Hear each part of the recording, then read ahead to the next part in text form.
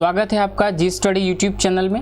आज के इस अंक में हम समय की 2020 जून का फर्स्ट वीक कवर करेंगे। तो करंट अफेयर्स के इस सेशन में 100% कवरेज के साथ जून का फर्स्ट वीक यहाँ पे हम लोग लेके आए हैं। इसके साथ साथ जी स्टडी यूट्यूब चैनल प्लेटफॉर्म पे आपको हर एक प्रकार के मटेरियल्स संबंधित वीडियोस आपको यहाँ पे अवेलेबल किए जा रहे हैं, जैसे GS, mathematics, reasoning, Hindi, English, all, ठीक है।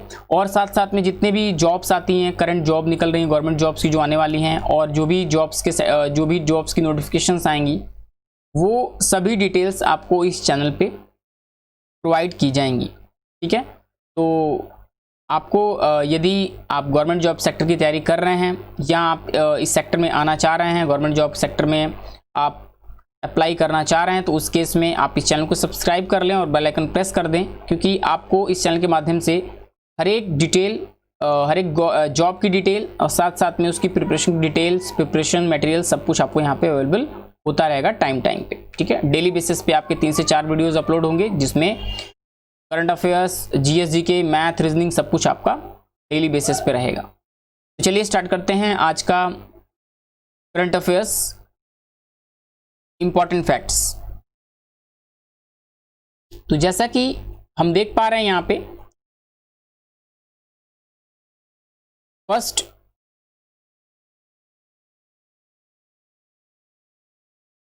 पॉइंट आपके सामने आ चुका है।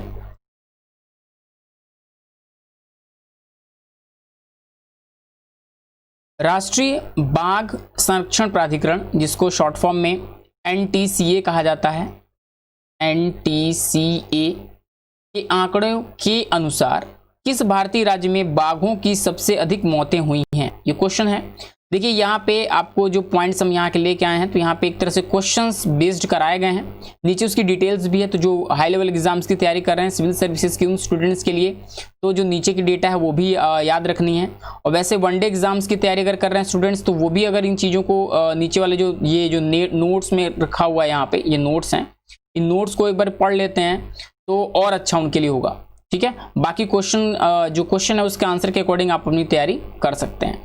और क्वेश्चंस में भी कई तरह के आंसर छिपे हुए हैं। एक क्वेश्चन को मैं एक्सप्लेन करके आपको बता देते हैं कि इस एक क्वेश्चन और एक पॉइंट से कम आपके 5 से 6 क्वेश्चन यहाँ पे बन सकते हैं। जैसे राष्ट्रीय बाघ संरक्षण प्राधिकरण एनटीसीए, तो एनटीसीए का फुल फॉर्म पूछ सकता है वो, ठीक है। आंकड़ों के अनुसार किस भारतीय राज्य में बाघों की सबसे अधिक मौतें हुई हैं, ठीक है। तो आंसर है मध्य प्रदेश, एमपी।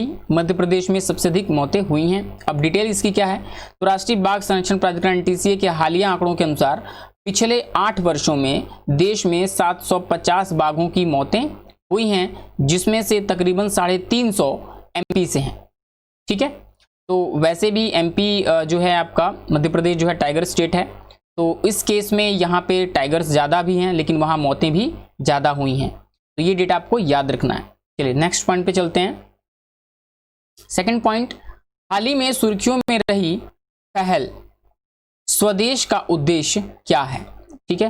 तो एक नई पहल की गई है जिसका नाम रखा गया स्वदेश, ठीक है। स्वदेश का फुल फॉर्म बहुत इंपॉर्टेंट है, ये एग्जामिनेशन बनने के पूरे चांस हैं। क्या है, तो ये पहले पूछा गया कि सुर्खियों में स्वदेश जो है उद्देश्य उसका क्या है। तो उद्देश्य है रोजगार सृजन। भारत सरकार विदेशों से लौटने वाले भारतीयों के कौशल की मैपिंग के लिए स्वदेश पहल शुरू करने का निर्णय ली है, ठीक है। अब स्वदेश है क्या, तो स्वदेश का पूर्ण रूप है skilled workers arrival database for employment support, ठीक है। और ये वंदे भारत मिशन का एक हिस्सा होगा, ठीक है। यहां से देखिए बहुत इंपॉर्टेंट पॉइंट्स हैं यहाँ पे, आप एक बार अच्छे से इसको समझ लीजिएगा। जो स्वदेश एक पहल की गई है उसका उद्देश्य है रोजगार सृजन, और किनके लिए है वो, भारत सरकार विदेशों से लौटने वाले भारतीयों के लिए कौशल मैपिंग कर रही है, ठीक है। और उनका एक डेटाबेस तैयार कर रही है, जिसके बेसिस पे क्या होगा, जिसके बेसिस पे जितने भी स्किल्ड वर्कर्स होंगे उनका एक डेटाबेस तैयार किया जाएगा, फिर उनको उनके सेक्टर में जॉब देने की कोशिश की जाएगी, जॉब उनके लिए प्रोवाइड की जाएगी।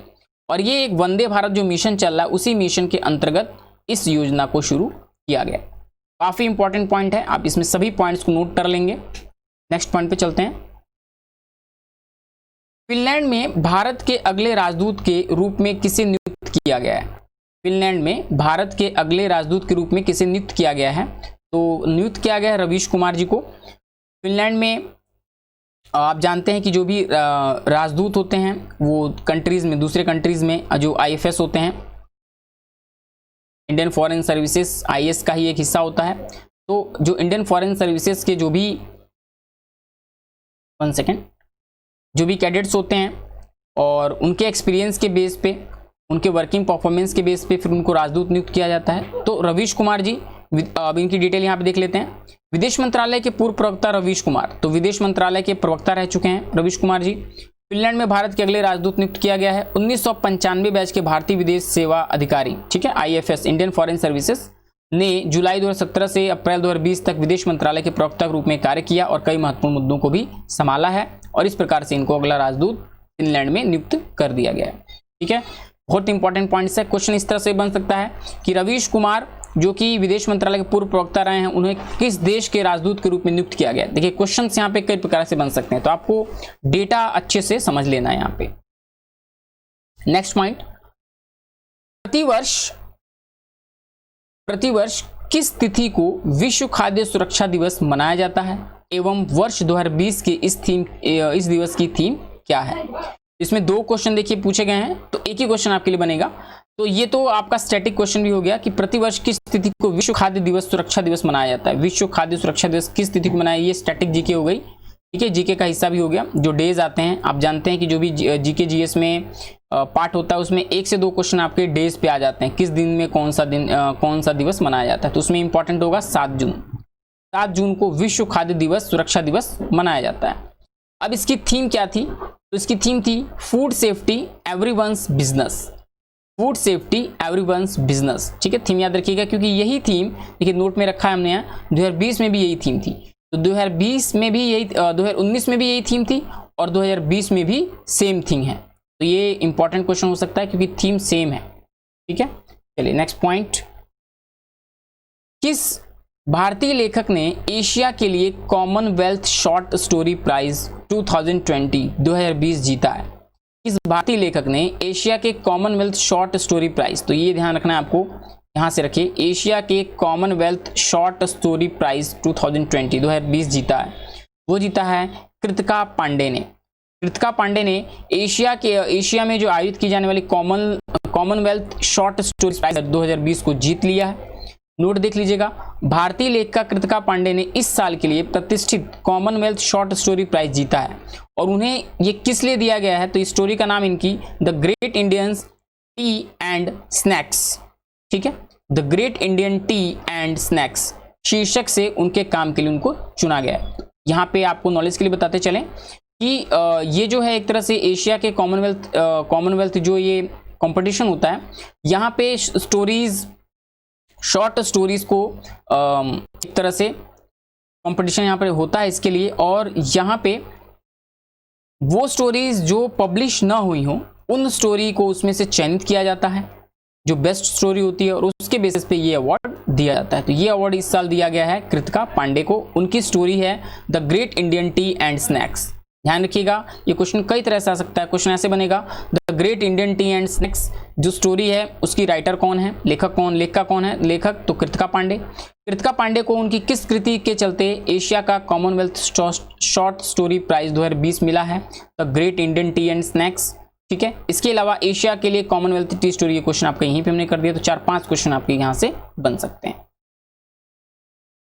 नेक्स्ट पॉइंट, राज्यों के दूसरे फूड सेफ्टी इंडेक्स में किस राज्य और केंद्र शासित प्रदेश ने क्रमशः प्रथम स्थान प्राप्त किया एवं इसे कौन सी संस्था जारी करती है। इसे कौन सी संस्था जारी करती है, यानी फूड सेफ्टी इंडेक्स कौन सी संस्था जारी करती है, तो हो गया स्टैटिक जीके। ठीक है, तो देखिए स्टैटिक जीके भी आपका इसमें काफी कवर हो रहा है और काफी इंपॉर्टेंट पॉइंट्स भी हम यहाँ पे डिस्कस करते चल रहे हैं। तो फूड सेफ्टी इंडेक्स जारी करती है फसाई।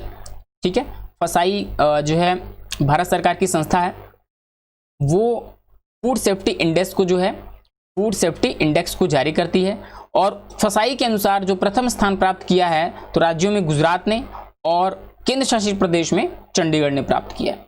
ठीक है, तो इंपॉर्टेंट डेटा है, याद रखिएगा। नेक्स्ट पॉइंट, हाल ही में फोर्ब्स इंडिया पत्रिका ने किस भारतीय को लियोनार्डो द विंची का खिताब दिया है एवं उनकी ख्याति किस क्षेत्र में है। 2 क्वेश्चन यहाँ पे हैं। ध्यान दीजिएगा, इंडिया की फोर्ब्स पत्रिका जो है वो भारतीयों किस भारतीय को उसने जो है लियोनार्दो द विंची, तो लियोनार्दो द विंची कौन है, तो ये एक बहुत ही प्रसिद्ध आर्टिशियन रहे हैं अपने समय के, ठीक है, और इन्हें एक तरह से गॉड गिफ्टेड माना जाता था।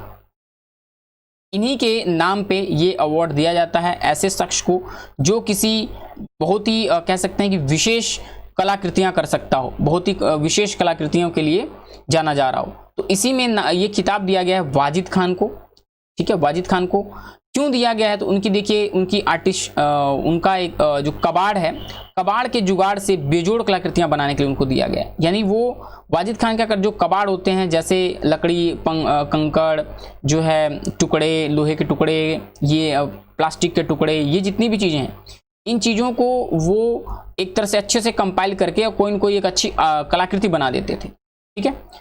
तो इसलिए वाजिद खान को जो है इसके लिए चुना गया है, ठीक है। चलिए नेक्स्ट पॉइंट, सीबी इनसाइट द्वारा जारी दुनिया की सबसे मूल्यवान 10 स्टार्टअप्स में शीर्ष स्थान किस कंपनी को प्राप्त हुआ है, एवं स्टार्टअप्स की इस सूची में कौन सी भारतीय कंपनी शामिल है।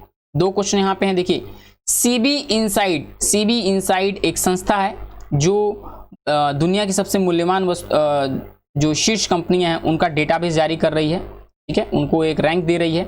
तो उसमें शीर्ष कंपनी कौन सी है, किस देश की है, और भारत की कौन सी कंपनी जो है उसको शामिल किया गया है, ठीक है। तो ध्यान दीजिएगा, स्टार्टअप वाली कंपनियां हैं ये, टॉप नहीं है, टॉप की स्टार्टअप कंपनियां हैं।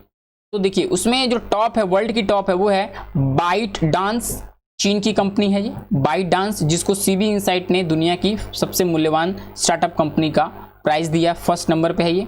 और इंडिया की कौन सी कंपनी है, तो वो है पेटीएम। पेटीएम भारत की 10 जो स्टार्टअप कंपनी है उसमें से उसको जो है ये पॉइंट मिला है, ठीक है। नेक्स्ट पॉइंट,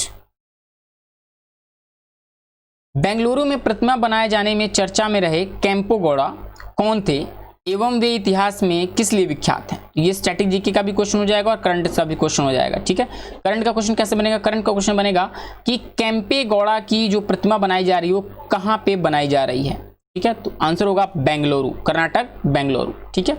और वो क्यों फेमस थे, कौन थे, तो ये स्ट्रैटेजी की हो गई। वो विजयनगर साम्राज्य के सामंत थे और बेंगलुरु शहर के संस्थापक थे। तो दो क्वेश्चन यहां से बन गए, एक क्वेश्चन आपका करंट अफेयर से बन गया कि केम्पेगौड़ा जो प्रतिमा है वो कहां बनाई जा रही है, तो बेंगलुरु में बनाई जा रही है। केम्पेगौड़ा कौन थे, तो विजयनगर साम्राज्य के सामंत थे और उन्होंने बेंगलुरु शहर की स्थापना की थी, वो संस्थापक रहे। तो आपको कमेंट बॉक्स में बताना है कि बेंगलुरु का पुराना नाम क्या है। जल्दी से कमेंट करके हमें बताएं कि बेंगलुरु का पुराना नाम क्या है। यह क्वेश्चन पूछा जा चुका है।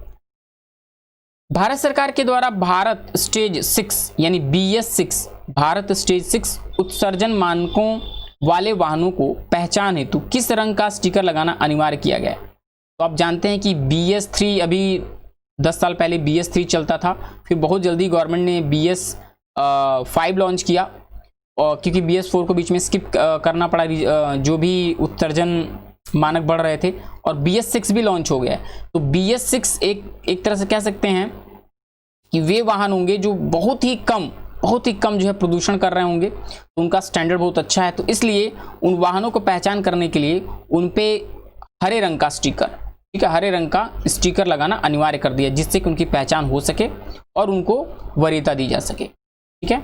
नेक्स्ट पॉइंट, किस देश ने कोरोना वायरस के संदर्भ में श्वेत पत्र प्रस्तुत किया है। बहुत ही इंपॉर्टेंट प्रश्न है ये, ठीक है। श्वेत प्रश्न ध्यान दीजिएगा, श्वेत पत्र कौन जारी करता है, तो श्वेत पत्र कोई भी गवर्नमेंट अगर उसके ऊपर कोई ब्लेम होता है तो वो श्वेत पत्र जारी करती है, ठीक है। तो यहाँ पे चाइना के ऊपर, चीन के ऊपर, अमेरिका और बाकी देश भी ये कह रहे थे कि कोरोना जो है संक्रमण यहाँ से फैला है, और इस प्रकार चीन जो है उसको मना भी कर रहा था, और चीन ने फाइनली जो है श्वेत पत्र प्रस्तुत कर दिया है, ठीक है। तो अब श्वेत पत्र में चीन ने क्या कहा है, तो चीन ने कहा है कि इस प्रकार की कोई भी गतिविधि हमारे देश से ऐसी कोई गतिविधि नहीं हुई है। WHO की एक हाई जो गठित कमेटी थी उसने भी चीन को जो है एक तरह से श्वेत पत्र कर दिया है।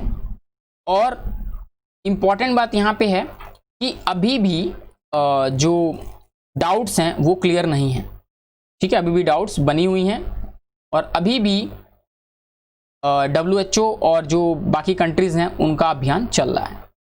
नेक्स्ट, हाल ही में ऑनलाइन आयोजन के कारण चर्चा में रहे ऑनलाइन नेमिशा 2020 क्या है एवं इसे किस संस्था द्वारा आयोजित किया जा रहा है? बहुत इंपॉर्टेंट क्वेश्चन है।